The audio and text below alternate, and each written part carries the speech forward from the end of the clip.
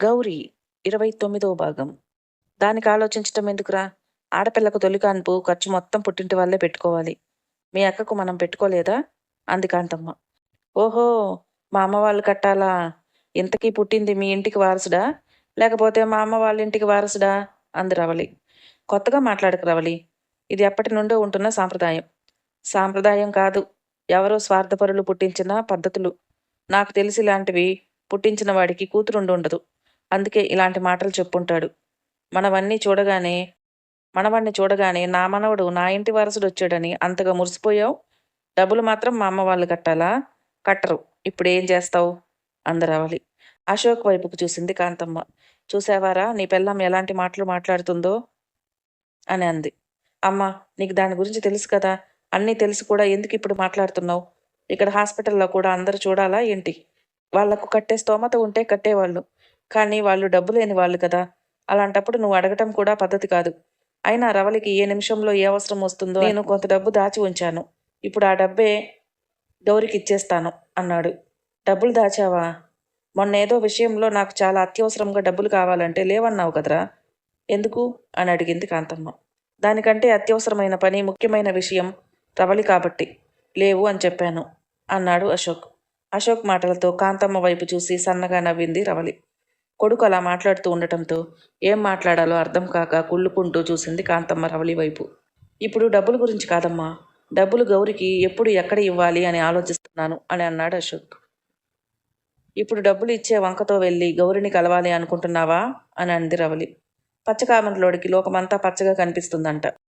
తను ఎలాగైతే ఆలోచించి అశోక్ని వల్లో వేసుకుందో అలాగే గౌరీ కూడా ఎక్కడ ఆ పని చేస్తుందో అని భయం రవలికి. అసలు గౌరీయే కావాలి అనుకుంటే అశోక్ రవలికి దక్కేవాడా? ఆ విషయం గమనించటం లేదు. తన కోసం ఎంత చేసినా కూడా తనలో ఉన్న స్వార్థం బుద్ధి మాత్రం పోలేదు. ఆపుతావా రవలి? అదే ఆలోచిస్తున్నాను, ఎలా డబ్బులు పంపించాలా అని అన్నాడు అశోక్. అందులో అంతలా ఆలోచించడానికి ఏముంది? ఉన్నాడుగా మీ స్నేహితుడు సర్పంచ్, అతనికి ఇచ్చి అతని ద్వారా గౌరీకి ఇప్పించు అని అంది రవలి. ఇప్పుడు ఇవ్వకపోతే అది అడిగినప్పుడు ఇవ్వచ్చులే అని అంది కాంతమ్మ. అందరూ అదో రకంగా చూశారు కాంతమ్మ వైపు. ఎంత కక్కుర్తి ఏంటా అన్నట్టు. ఏంటి అందరూ అలా చూస్తున్నారు? అదేమైనా దాని సొమ్ము పెడుతుందా? మన దగ్గర ఎంత ఆస్తి దొబ్బింది, అందులో నుంచే కదా పెట్టింది. అది మేము సంపాదించిందేగా, అందుకే అలా అన్నాను అని అంది కాంతమ్మ. మనిషిలో ఉన్న పెద్ద బలహీనత ఏంటంటే తను ఎవరికైనా ఇచ్చింది కూడా ఇంకా తనదే అని ఆలోచించటం. గౌరికి ఏదైనా పుణ్యానికి ఇచ్చిందా? గౌరీ కడుపున పుట్టిన 3 ఆడపిల్లలు తన వంశానికి చెందిన వాళ్లే కదా. వారిలో ఆస్తి హక్కు కూడా ఉండదా? అంటే ఆ ఇంటికి వచ్చి తేరగా అందరికీ చేసి పెట్టి 3 పిల్లల్ని కని మళ్ళీ అన్యాయం చేయగానే అన్నీ వదిలేసి వెళ్ళిపోవాలా? అలా చేస్తే బాగుండేదేమో. ఎంత స్వార్థబుద్ధి ఆమెది! ఏం అక్కర్లేదమ్మా, ఓసారి ఇచ్చేశా, ఇంకా దాని గురించి మనం మాట్లాడుకోకూడదు. రవలి చెప్పినట్టుగానే డబ్బులు నా స్నేహితుడి ద్వారా గౌరికి పంపిస్తాను అని అన్నాడు అశోక్. అన్నట్టుగానే 2 రోజుల తరువాత డబ్బులు గౌరికి చేరాయి. గౌరికి కొంచెం స్వాంతనగా అనిపించింది. షాప్లో సామాను నిండుకుని ఎవరు వచ్చినా లేదని చెప్పటం ఇబ్బందిగా అనిపించింది ఆమెకు. అందుకే డబ్బులు రాగానే వెంటనే సరుకులు తెచ్చుకోవాలి అనుకుని వెంటనే మోహన్కి ఫోన్ చేసి ఆ రోజు బయటికి వెళ్దామని చెప్పింది. పిల్లల్ని స్కూలుకి పంపించి తర్వాత రెడీ అయ్యి ఆటో స్టాండ్ దగ్గరకు వెళ్ళింది. గౌరీ వెళ్ళేటప్పటికీ గౌరీతో పాటు ఇంకొంతమందిని ఎక్కించుకోవటానికి గౌరికి ఎలాంటి అభ్యంతరం లేదు. అందుకే వేరే వాళ్ళు కూడా కొంతమంది కూర్చున్నారు ఆటోలో. ఆటో కదులుతుంది అనగా ఆపండి అంటూ పరుగున వచ్చాడు అశోక్. అది మోహన్ ఆటో అని చూడకుండానే ఎక్కి కూర్చున్నాడు. ఎక్కిన తర్వాత చూశాడు, ఆటో మోహన్ది. అందులోనే గౌరీ కూడా కూర్చుని ఉంది. దీనికి వీడి ఆటో తప్ప వేరే దొరకదనుకుంటా, వీడికేమో గౌరీ తప్ప వేరే బేరమే దొరకదనుకుంటా అనుకుని రగిలిపోతూ చూస్తూ ఉన్నాడు. అవేమీ పట్టించుకోలేదు గౌరీ. అసలు అశోక్ అనే అతను వచ్చి ఆటోలో కూర్చున్నాడు అనే విషయం కూడా ఆమె పట్టించుకోలేదు. మోహన్ మాత్రం అప్పుడప్పుడు అశోక్ వైపు అద్దంలో నుంచి చూస్తూ ఉన్నాడు. అశోక్కి ఆ పల్లె నుంచి పట్టణానికి వెళ్ళే అరగంట సమయం ఒక నరకం కోపంలో ఉన్నట్టుగా అనిపించింది. ఎప్పుడెప్పుడు ఆటో దిగుదామా అన్నట్లుగా అనిపించసాగింది. ఆటో ఆగగానే వెంటనే దిగి డబ్బులు ఇచ్చి వెళ్ళిపోయాడు అశోక్. వెనకాలే అంతకుముందు మోహన్ని, గౌరీని హోటల్లో చూసిన వ్యక్తి వెళ్ళి ఆ రోజు వాళ్ళిద్దరిని హోటల్లో చూసిన విషయం చెప్పాడు.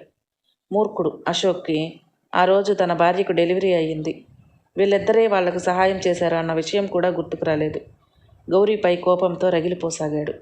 ఆ రోజు గౌరీ షాప్లోకి కావలసినవన్నీ కొనుక్కుని వెళ్ళింది. నందిని కోసం మెడలో చైన్ కూడా చేయించుకుని వెళ్ళింది. ఇంకో పక్క అశోక్ గౌరీపై చాలా కోపంగా ఉన్నాడు. ఎప్పుడు అవకాశం దొరుకుతుందా అని ఎదురు చూస్తూ ఉన్నాడు. దానికి తగ్గట్టుగానే రోజు గౌరీ షాప్ ముందు నుంచి వెళ్ళటం, ఏం చేస్తుందా అని గమనించటం చేస్తున్నాడు. తనకు ఖాళీ ఉన్నప్పుడల్లా. కొన్ని రోజులు గడిచిపోయాయి. రవళి హాస్పిటల్ నుండి ఇంటికి కూడా వచ్చింది. ఆ రోజు పిల్లల్ని స్కూల్కి పంపించింది గౌరీ. ఎందుకో ఒంట్లో బాగా నలతగా అనిపిస్తుంటే షాప్ తీయాలనిపించలేదు. షాప్లో ఉన్న అమ్మాయిని కూడా ఇంటికి పంపేసి షాప్ మూసేసి ఇంట్లో పడుకుంది. రోజు గౌరీ కోసం మాటు వేస్తున్న అశోక్కి ఆ రోజు షాప్ మూసేయటం గమనించాడు. బయటికి ఏమైనా వెళ్ళిందేమో అనుకుని చూస్తే బయట తలుపు గడియ వేసలేదు. అంటే లోపలే ఉంది. గడియ పెట్టుకుందేమో అనుకున్నాడు. లోపలే ఉండి షాప్ తీయలేదంటే ఎవడితో ఉందో అనే అనుమానం కలిగింది అతనిలో. ఒకవేళ ఆ మోహన్తోనే ఇంట్లో ఉంటే మాత్రం గౌరిని చంపి వెళ్ళాలి అన్నంత కోపంతో వెళ్ళి తలుపులు కొట్టాడు. ఈ సమయంలో ఎవరో ఏదో పని ఉండి ఉంటుంది అనుకుని వచ్చి తలుపులు తీసింది. చాలా నీరసంగా ఉంది. లేచే ఓపిక కూడా లేదు. బాగా జ్వరం వచ్చినట్లుగా ఉంది. అయినా కూడా తలుపు ఊరుకోకుండా కొడుతున్నాడు. అందుకే తప్పక వెళ్ళి తీసింది. ఎదురుగా ఉన్న అశోక్ని చూసి ఆందోళనతో చూసింది. లోపల ఎవడున్నాడు అన్నాడు అశోక్. ఏంటి పిచ్చి పిచ్చిగా ఉందా? ఎక్కడికొచ్చి ఏం మాట్లాడుతున్నావు అని అడిగింది గౌరీ. పెద్ద పతితలాగా మాట్లాడకు. నాకు తెలియదు అనుకుంటున్నావా నువ్వు ఆ మోహన్తో కలిసి చేసే వెలగబెట్టే వ్యవహారాలు? నువ్వు అలా ఉన్నావని అందరూ అలాగే ఉంటారు అనుకోవటం నీ మూర్ఖత్వం. అయినా నీకు సమాధానం చెప్పుకోవాల్సిన అవసరం నాకు లేదు. ఇక్కడి నుంచి ముందు పో అంటూ డోర్ వేయబోయింది. వెంటనే గౌరీని తోసేశాడు అశోక్. ఆ ఫోర్స్కు వెళ్ళి కింద పడబోయి గోడ పట్టుకుని ఆగిపోయింది. కోపంగా చూస్తూ ఉంది గౌరీ. అశోక్ గౌరిని పట్టించుకోకుండా లోపలికి వెళ్ళి అన్ని గదులు వెతుకుతున్నాడు. లోపల ఎవరూ లేకపోవటంతో వెనక్కి తిరిగి ఆమె దగ్గరకు వచ్చాడు అశోక్. అశోక్ని చూస్తూ, నువ్వు ఈరోజు చేసిన పనికి రేపు పంచాయతీలో సమాధానం చెప్పుకోవాలి, దానికి సిద్ధంగా ఉండు అని అంది. ఏమని చెప్తావే? నువ్వు బెదిరిస్తే బెదిరిపోతాననుకుంటున్నావా? నిన్ను నోరు తెరవకుండా చేస్తాను చూడు అంటూ గౌరీ వైపుకు అడుగులు వేస్తున్నాడు. అతని చూపుల్లోని క్రూరత్వం గమనించిన గౌరీ అడుగులు తడబడ్డాయి. వెనక్కి వెనక్కి వెళుతూ కింద పడిపోయింది. వెకిలిగా నవ్వుతూ గౌరీ దగ్గరకు వెళ్ళి భుజంపై చెయ్యి వేశాడు. ఆ చెయ్యి తీసేయాలని చాలా ప్రయత్నించింది. అతని పశుబలం ముందు ఆమె బలం సరిపోలేదు. బలవంతంగా గౌరీని ఎత్తుకుని పడగదిలోకి తీసుకువెళ్ళి బెడ్పై వేశాడు. గౌరీ చెంపను తడుముతున్న అశోక్ చెయ్యిని పట్టుకుని గట్టిగా కొరికింది గౌరీ. కోపంతో బలంగా గౌరీ చెంపపై కొట్టాడు. అసలే చాలా జ్వరంతో ఉంది. అప్పటికే చేత కావటం లేదు. అయ్యో పాపం, చేత కావట్లేదు కదా, కాసేపు చూసుకుందాం, ఏదైనా చేసి పెడదామనే వాళ్ళు లేరు. అయినా ఎలాగో అలాగా ధైర్యంగా బతుకుతుంటే మధ్యలో ఇలాంటి తోడేళ్ళు. జీవితాన్ని ఎలా నెట్టుకు రావాలి ఇలాంటి సమయంలో? అశోక్ని ప్రతిఘటించడం గౌరీ వల్ల కాలేదు. కళ్ళలో నీళ్లు ఆగనంటూ కారుతూ ఉన్నాయి. అప్పుడే అక్కడికి మోహన్ వచ్చాడు. షాప్ మూసేసి ఉంది. తలుపులు ఇలా తెరుచున్నాయేంటి అనుకుని చూస్తున్న మోహన్కి అక్కడ బయట చెప్పులు కనిపించాయి. ఆ మధ్య ఆటో ఎక్కినప్పుడు చూశాడు. అవి అశోక్వే అని అర్థమైంది. కానీ ఈ సమయంలో అశోక్ ఎందుకు వచ్చాడు? అయినా అశోక్కి గౌరీకి మధ్యన మాటలు లేవు కదా. ఎంతైనా మాజీ భర్త కదా, ఏదైనా మాట్లాడుకుంటున్నారేమో. సభ్యత కాదు లోపలికి వెళ్ళటం అనుకున్నాడు. అసలు మోహన్ ఎందుకు వచ్చాడంటే, అంతకు మునుపు గౌరీ మోహన్ ఆటో ఎక్కినప్పుడు కొన్ని సరుకులు మర్చిపోయింది ఆటోలో. మోహన్ ఫోన్ చేసి చెప్తే ఎప్పుడైనా అటు సైడ్ వచ్చినప్పుడు ఇవ్వమని చెప్పింది. అదిగో అవే ఇప్పుడు తిరిగి దొరకటంతో తీసుకువచ్చాడు. అవి అక్కడ పెట్టి వెళ్దామని చెప్పి లోపలికి వెళ్ళి అక్కడ పెట్టి తిరుగుతూ ఉంటే గౌరీ మూలుగులు వినిపించాయి. అశోక్ ఇంట్లో ఉంటే మాటలైనా వినిపిస్తాయి కదా, అదేంటి అనుకుని ఏదో అనుమానం అనిపిస్తూ ఉంటే గౌరీ ఏదో అపాయంలో ఉంది అని మనసు చెప్తుంటే ఇక ఉండబట్టలేక లోపలికి వెళ్ళాడు. గౌరీ నోటిపై అశోక్ చెయ్యి పెట్టున్నాడు. అక్కడ ఏం జరుగుతుందో అర్థమైంది. మరుక్షణం అశోక్ చొక్కా పట్టుకుని బయటకు లాగాడు మోహన్. అరే, ఇది మా ఇద్దరికి సంబంధించిన విషయం, నీ జోక్యం అనవసరం, ఇక్కడి నుండి వెళ్ళిపో అన్నాడు అశోక్. మోహన్ నా స్నేహితుడు, ఇక్కడ ఉండే అర్హత నీకే లేదు, నువ్వే ముందు ఇక్కడ నుండి వెళ్ళు, ఓపిక తెచ్చుకుని అరిచింది గౌరీ. అర్థమైంది, నా అనుమానం నిజం. కాస్త ముందు వెనక వాడొస్తాడని కదా షాప్ మూసుకుని కూర్చున్నావు. మీ గురించి ఊరంతా కథలుగా చెప్పుకుంటున్నారని చాలా చండాలంగా మాట్లాడుతున్నాడు అశోక్. అశోక్ చెంప మీద కొట్టింది గౌరీ. మోహన్ ముందు అతనిని అలా కొట్టడం నచ్చలేదు అశోక్కి. గౌరీ జుట్టు పట్టుకుని గోడకు విసిరి కొట్టాడు. గౌరీ నేరుగా వెళ్ళి గోడకు తగిలి రక్తం కారుతుంది. గౌరీ స్పృహ కోల్పోతూ ఉన్న సమయంలో అశోక్ ఒక పశువులా ప్రవర్తిస్తూ వెళ్ళి మోహన్ని పట్టుకుని కొడుతున్నాడు. అశోక్ ఎంతైనా గౌరీ భర్త అని ఎదురు తిరగటం లేదు మోహన్. సరిగ్గా అదే సమయంలో పిల్లలు స్కూల్ నుంచి వచ్చారు. అమ్మ ఈరోజు ఎందుకు షాప్ తీయలేదు అని అనుకుంది నందిని.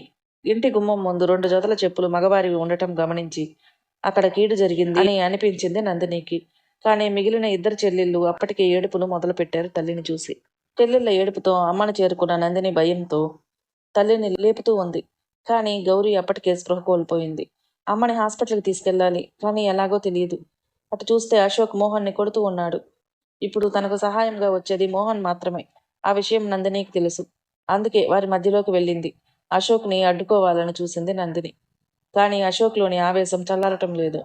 అశోక్ని ఆపటం నందిని వల్ల అవటం లేదు.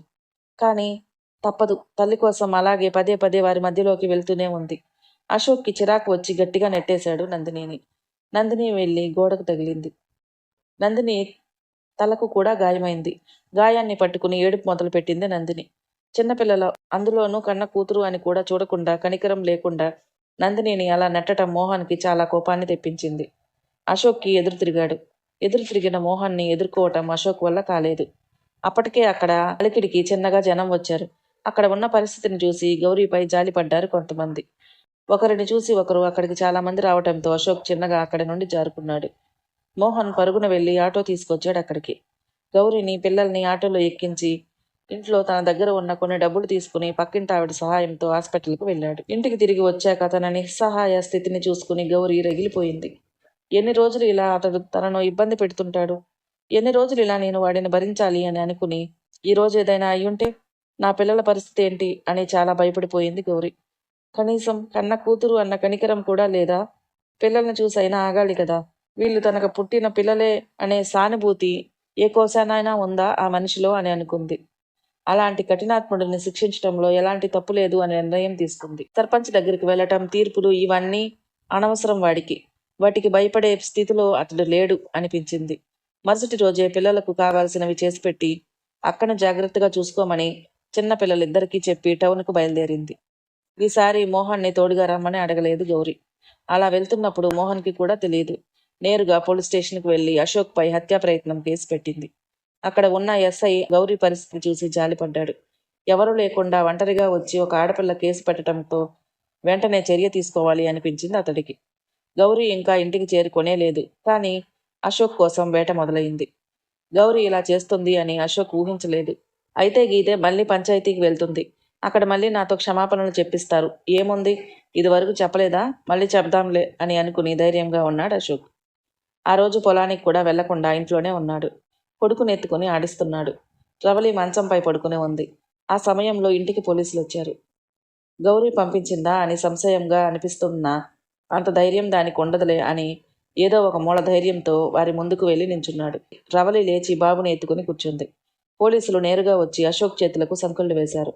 రవలి బాబుని మంచంపై పడుకోబెట్టి వారి ముందుకు వచ్చి, నా భర్త ఏం చేశాడు, మీరు సంకెళ్ళు వేస్తున్నారు అని అడిగింది. ఎస్ఐ వారి ముందుకు వచ్చి, నీ మొగుడు వెలగబెట్టిన ఘనకార్యం ఊరు మొత్తం తెలుసు, నీకే ఇంకా తెలియదు అనుకుంటా అని అన్నారు. అప్పటికే విషయం అర్థమవటంతో నోరు మెదపలేదు అశోక్. ఏం చేశాడు రెట్టించి అడిగింది రవలి. ఏం చేస్తాడో నీ భర్తను అడుగు అని అన్నాడు ఎస్ఐ. ఏమి మాట్లాడకుండా తల నేలకు వేసుకుని నిలబడ్డాడు అశోక్. చేసేటప్పుడు తెలియదా, నువ్వు మాత్రం భార్య, 3 పిల్లలు ఉండగానే ఇంకొక అమ్మాయిని చూసి పెళ్లి చేసుకుంటావు, పిల్లల్ని భార్యని గాలికి వదిలేశావు. మరి వాళ్ళు బతకకూడదా? తన బ్రతికేదో తను బతుకుతుంటే తనకు అడ్డు వెళ్తున్నావాట కదా. అసలు గౌరీ అనవసరంగా ఇన్ని రోజులు ఊరుకుంది. మొదటిసారి నువ్వు తనని కొట్టినప్పుడు నా దగ్గరికి వచ్చి ఉంటే ఈరోజు మళ్ళీ నీకు కొట్టే అవకాశం ఉండేది కాదు. అందరూ చెప్పారు కదా అని విని నీకు అవకాశం ఇస్తే ఈరోజు తన ప్రాణాలు తీయబోయావు అని అన్నాడు. లేదు, నేను తన ప్రాణాలు తీయాలని అనుకోలేదు, కేవలం కొట్టాను అంతే. నోర్ముయ్ వెధవ, తనను కొట్టడానికి అధికారం నీకెవరిచ్చారు? వద్దనుకుని వెళ్ళిపోయిన వాడివి. ఆమె ఎలా ఉంటే నీకెందుకు? ఎవరితో మాట్లాడితే నీకేంటి? ఎవడెవడో చెప్పిన మాటలు విని ఆ అమ్మాయిని ఇన్ని ఇబ్బందులు పెడతావా? తన బాధ ఏంటో నీకెలా అర్థమవుతుంది? ఎప్పటికీ అర్థం కాదు. అది నీకు అర్థమయ్యేలా నేను చేస్తాను అంటూ ఈడ్చుకుంటూ పోయాడు అశోక్ని. రవలి అడ్డు రాబోయింది. నువ్వు గౌరీ స్థానంలో ఉండి ఆలోచించు అని అనటంతో ఆగిపోయింది. ఛీ, వీడసలు మనిషేనా? ఆ రోజు అంత సహాయం చేసింది. మేం తనకు ఎంత అన్యాయం చేసినా కూడా అవేవి మనసులో పెట్టుకోకుండా నా ప్రాణాలు కాపాడింది. ఫలితంగా ఏమీ ఆశించలేదు. అయినా కూడా వీడిలా పీడించుకు తింటున్నాడు. పోలీసులు బుద్ధి చెప్తే అయినా బుద్ధి వస్తుందేమో అని అనుకుంది రవలి. అశోక్ని తీసుకుపోవటంతో అది చూసిన వాళ్ళు ఒకరు వెళ్ళి పొలంలో ఉన్న కాంతమ్మకు విషయం చెప్పారు. పరుగున ఇంటికి చేరుకుంది కాంతమ్మ. ఏమీ పట్టనట్టు తన పని ఏదో తను చేసుకుంటున్న రవలిని చూస్తుంటే ఆ ఇంట్లో ఏది జరగనట్టే అనిపించింది. వాళ్ళేమో పోలీసులు అశోక్ని పట్టుకెళ్లారు అని చెప్పారు. ఇక్కడేమో రవలి ఏం జరగనట్టుగా కూర్చుని ఉంది. వాళ్ళు నిజమే చెప్తున్నారా అనే అనుమానం వచ్చింది కాంతమ్మకు. అది అబద్ధం అయి ఉంటుంది అనిపించింది కోడల ప్రవర్తన చూసి. రవలి దగ్గరకు వెళ్ళి అశోక్ ఎక్కడికి వెళ్ళాడు అని అడిగింది. పోలీస్ స్టేషన్కి వెళ్ళాడు అని నిదానంగా చెప్పింది రవలి. పోలీస్ స్టేషన్ అనగానే ఎందుకో గుండెల్లో దడ మొదలైంది కాంతమ్మకు. వాళ్ళు చెప్పింది నిజమే అనుకుని పోలీస్ స్టేషన్కి వెళ్ళాడా, పోలీసులు వచ్చి తీసుకెళ్లారా, ఏదైతే ఏముంది, ఏదైనా ఒకటేగా, మొత్తానికి అశోక్ పోలీస్ స్టేషన్కి వెళ్ళాడు అంతే కదా అంది రవలి. ఒసై పిచ్చిదానా, నీ మొగుడిని పోలీసులు పట్టుకెళ్తే రెండు ఒకటే అంటావేంటే? నా మొగుడైతే ఏంటి, ఎవడైతే ఏంటి? వద్దు అని చెప్పాక కూడా మళ్ళీ మళ్ళీ అదే తప్పు చేస్తుంటే ఎవరు మాత్రం ఏం చేస్తారు అని అంది రవలి. ఉండాలే, నీలాంటి పిల్లాలే ఉండాలి, మొగుళ్ళు సంతోషంగా ఉంటారు అని అన్న కాంతమ్మతో నీలాంటి పెళ్ళాం ఉన్నా పర్వాలేదు కానీ నీలాంటి తల్లులు మాత్రం అసలు ఉండకూడదు, సమాజం నాశనం అయిపోతుంది అని అంది. నా కొడుకును పట్టుకుపోయారు అని నేను కంగారుగా పొలం నుంచి పరుగు పరుగున ఇంటికి వస్తే నాలాంటి తల్లులు ఉండకూడదు అంటావా? మొగుడిని పట్టుకెళ్లారనే బాధ ఏ కోసానా కూడా లేదు నీకు. పందిలా కూర్చొని తింటున్నావు. ఓహో అవునా, సరే, నువ్వు నీ కొడుకు ఇంటికి వచ్చేదాకా తిండి తినకుండా ఉండు. ఆదర్శ తల్లివి కదా, అది నిరూపించుకో కాంతమ్మా అని అంది రవలి. ఏంటే పేరు పెట్టి పిలుస్తున్నావు? నా కొడుకు లేదనే కదా? ఉన్నా పిలుస్తా. ఏం భయమా నీ కొడుకంటే ఏమైనా? చి, నీతో మాట్లాడడం కూడా దండగా. ఎందుకీ వాడిని ఎప్పుడు తీసుకెళ్లారు, ఎందుకు తీసుకెళ్లారు అని అడిగింది కాంతమ్మ. నీకు తెలీదా అని అంది రవలి. వసుధ గౌరిని ఎందుకు కలవబోతోంది? వసుధ గౌరీలు కలిసిన తరువాత గౌరీ జీవితం ఎలా మారబోతుందో, స్టేషన్ నుంచి బయటకు వచ్చిన అశోక్ పరిస్థితి ఏమిటో మరో భాగంలో తెలుసుకుందాం. మన వీడియోలు మీకు నచ్చినట్లయితే ప్లీజ్ లైక్ చేయండి, షేర్ చేయండి, సబ్స్క్రైబ్ చేసుకోవటం మాత్రం మర్చిపోకండి. Thank you.